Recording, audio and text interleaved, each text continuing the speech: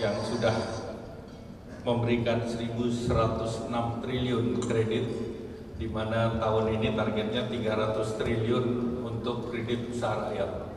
Berarti sisanya non kredit usaha rakyat. Selamat Pak, karena ini ada 700 triliun, angka yang besar. Dan UMKM sudah menangani 50 juta nasabah.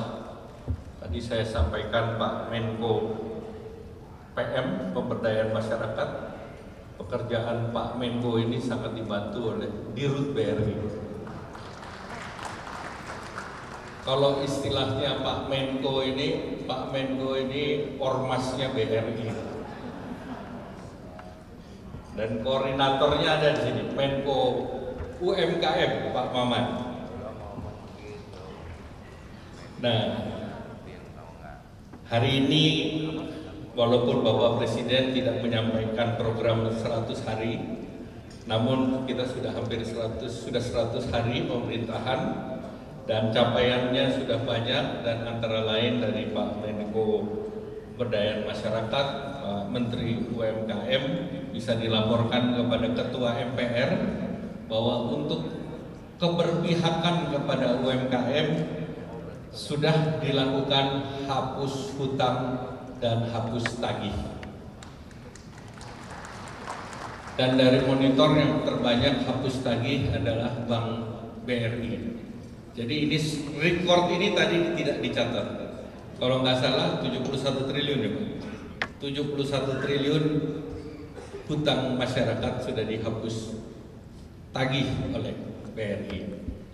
Nah, tentu ini merupakan capaian yang merupakan komitmen pemerintah kepada masyarakat. Kemudian pemerintah juga memberikan untuk UMKM kredit investasi untuk padat karya, di mana Bu Menteri Keuangan sudah setuju apapun banknya yang memberikan kredit investasi untuk UMKM itu sektornya sektor padat karya, yaitu tekstil ataupun garment, alas kaki, makan minum, furniture, dan sektor lain dengan jumlah tenaga kerja tertentu, bunganya disubsidi 5%. Jadi ini kesempatan bagi peserta UMKM untuk meningkatkan produksi, kapasitas produksi untuk ekspor. Dan kemudian juga target pemerintah di bidang inklusi keuangan saat ini mencapai 88,7%, dan ini menjadi prioritas dalam RPJMN 2025 dan 2045. Nah, tentu saya apresiasi bahwa inisiatif BRI ini sudah melibatkan 1.000 UMKM, karena ini sejalan dengan asta-cita Bapak Presiden Prabowo untuk menciptakan lapangan kerja yang berkualitas. Dan ekspor yang tahun lalu targetnya 81 juta, tahun ini diharapkan bisa mencapai 89 juta.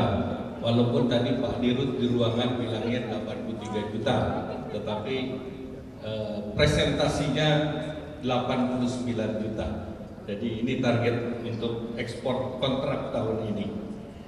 Dan UMKM adalah tulang punggung, karena ini adalah menyerap 60% daripada PDB dan 97% tenaga kerja. Dan tadi diperlukan pendampingan. Nah, ini Menteri UMKM. Dulu banyak program pendampingan dilakukan oleh Kementerian Perindustrian di berbagai sektor. Salah satu sektor yang dianggap berhasil yaitu di sektor furniture dan kulit. Itu diadakan bimbingan teknis, di mana kita biasanya mengundang silver hair expert dari berbagai negara untuk ditempel pada UMKM, ditaruh pada UMKM, dan dengan adanya silver hair expert ini untuk ekspor, nah apalagi pemerintah memberikan kredit untuk permesinan, nah diharapkan pendampingan 2-3 tahun ini bisa meningkatkan kapasitas. Karena kita lihat di sektor furniture ini hampir tidak ada satu player yang menguasai. Jadi semua relatif rata-rata, dan ini adalah hal yang baik yang bisa dilakukan. Dan tentu berbagai kementerian punya sentra-sentra, punya pelatihan-pelatihan.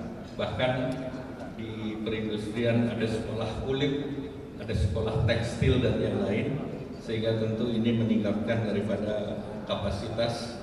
Dan dari tahun lalu demand furniture tinggi, kemudian demand di fashion, terutama juga fashion muslim relatif juga tinggi. Nah tentu kita bisa dorong yang makanan, minuman dan yang lain, termasuk sertifikasi halal sebetulnya sudah diberikan untuk UMKM, sertifikasinya halal gratis. Nah anggarannya juga disediakan oleh Bu Menteri Keuangan.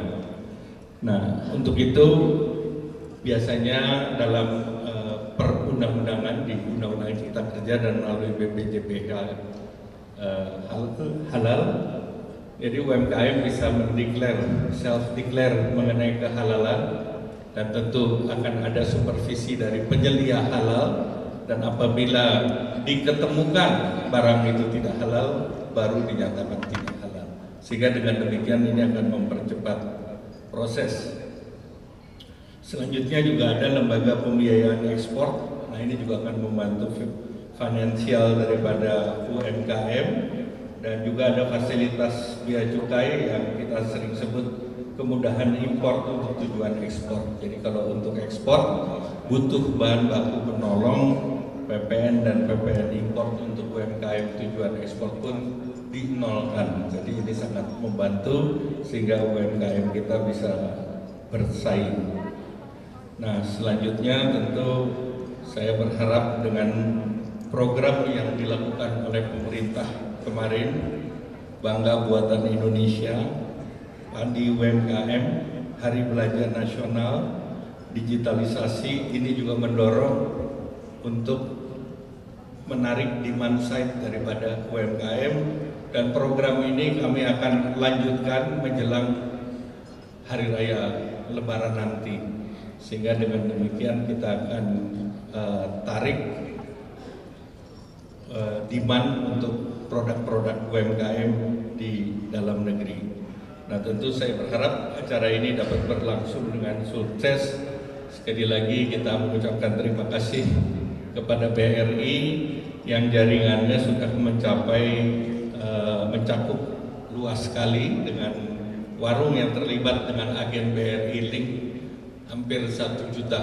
Nah ini juga merupakan pemanfaatan jaringan yang luar biasa, dan tentu ini memperkuat jaringan BRI. Tak sempat baca berita? Dengarkan saja. Klik text to speech di sindonews.com.